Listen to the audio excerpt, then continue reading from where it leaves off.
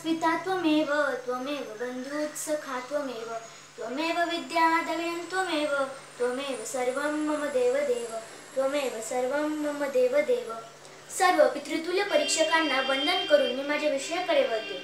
Daddy, बाबा, वडील, पप्पा बोलायला किती छान वाटतं। आज अशाच एका बापाची कहाणी मी आज तुम्हाला सांगणार आहे।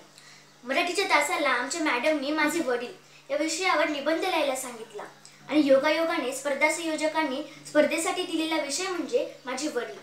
खरं तर माझे वडील या विषयावर बोलायचे ठरले तर शब्दात बांधता येण्यासारखे माझे वडील निश्चितच नाही। सागराचे वर्णन अमर्यादित तत्सम आहे। तरीही मला भावलेले माझे श्रद्धास्थान, माझा आदर्श, माझे गुरुवर्य, माझे प्रेमस्वरूप माझे बाबा यांच्याविषयी शब्दबद्ध करण्याचा हा माझा छोटासा प्रयत्न।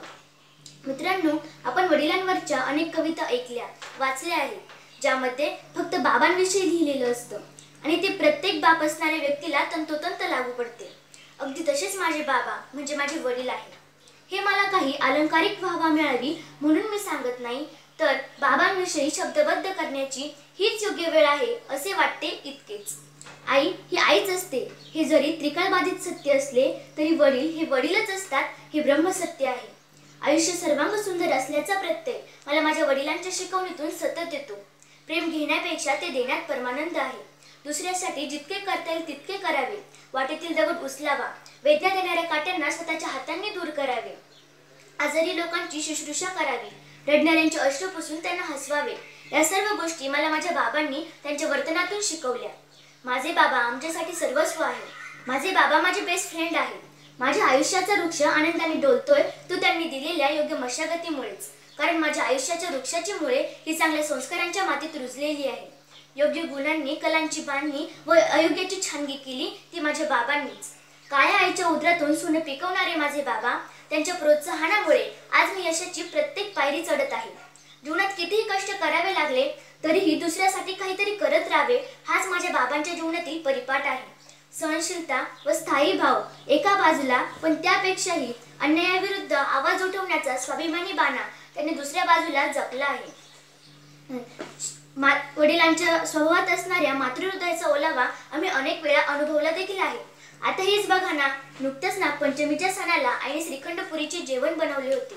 मला श्रीखंड खूप आवडते म्हणून माझं पोट भरलं आता, असं म्हणत त्यांनी त्यांच्या ताटातील श्रीखंड माझ्या ताटात वाटले। खरं तर बाबांनाही श्रीखंड खूप आवडते, पण त्यापेक्षाही आवडतो मुलीच्या चेहऱ्यावरचा आनंदी भाव। आमच्या वर्तमानाचाच नाही तर भविष्याचाही विचार आमच्यापेक्षा जास्त तेच करतात।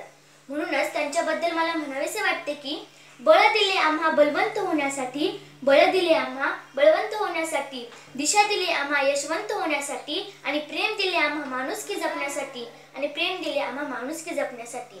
आईच्या नजरेतून तर बाबा म्हणजे आमच्यावर देखरेख करणारे CCTV कॅमेराच। मित्रांनो, माझे आई व वडील हे दोघेही नोकरीच्या निमित्ताने दिवसभर व्यस्त असतात, पण सायंकाळी घरी आल्यावर मी दमलोय अशी जराही तक्रार न करता ते आमच्या सोबत खेळतात। कुटुंबाच्या छोट्या मोठ्या अडचणीत ते खंबीरपणे उभे राहतात। आपण आपल्या कुटुंबासाठी, आपल्या मुलांसाठी काहीतरी करतोय याची पुसटशी जाणीवही ते आपल्या चेहऱ्यावर कधी दिसून देत नाही। आपल्याला मिळालेले बाबा हे आधीच्या काळापेक्षा वेगळे आहेत, पण आपल्या जवळचा, हक्काचा, अनुभवी व सच्चा मित्र, मार्गदर्शक, तत्वज्ञ मिळाल्याचा मला आनंद वाटतो। माझे वडील हे माझ्यासाठी उत्तम आदर्श आहेत। समाजातील जबाबदार व्यक्ती म्हणून मला पुढे जाऊन मला माझ्या वडिलांसारखे व्हायला नक्कीच आवडेल। धन्यवाद।